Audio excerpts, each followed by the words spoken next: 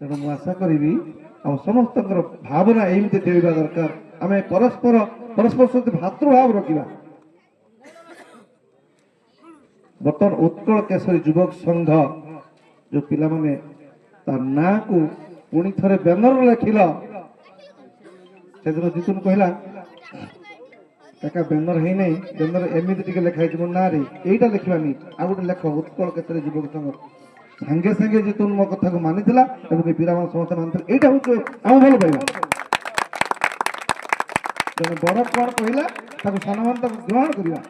ମୁଁ ବହୁତ ଧନ୍ୟବାଦ ଦଉଛି ତମମାନେ ସବୁ ଗ୍ରହଣ କରୁଛ ଆଜି ଦିନରେ।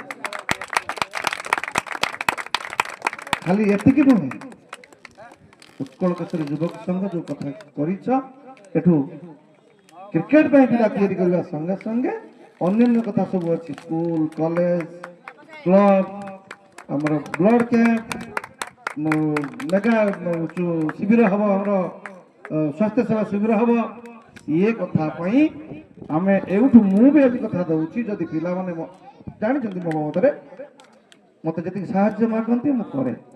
ସବୁ ପିଲା ଜାଣିଛନ୍ତି, ସବୁ ପିଲା ମତେ ଭଲ ପାଆନ୍ତି। ସେଥିପାଇଁ ମୁଁ ଆଜି ବି କଥା ଦଉଛି ପୁଣି ଥରେ, ଇଏ କଥା ଉତ୍କଳ କେଶରୀ ଯୁବକ ସଂଘ ପୁଣି ରେଜିଷ୍ଟ୍ରେସନ ହବ ଏବଂ ଏହାର ସବୁ କାର୍ଯ୍ୟକ୍ରମ ହବ ସରକାରୀ ଲେଭେଲରେ। ଇଏ କଥା ପାଇଁ ମୋ ହାତକୁ ଯଦି ଯାହା କାମ ଆସିବ ମୁଁ ତମକୁ ଏଇଠୁ କଥା ଦଉଛି, ମୁଁ ସେଟାକୁ କରିବି। ଆଉ ଗୋଟେ କଥା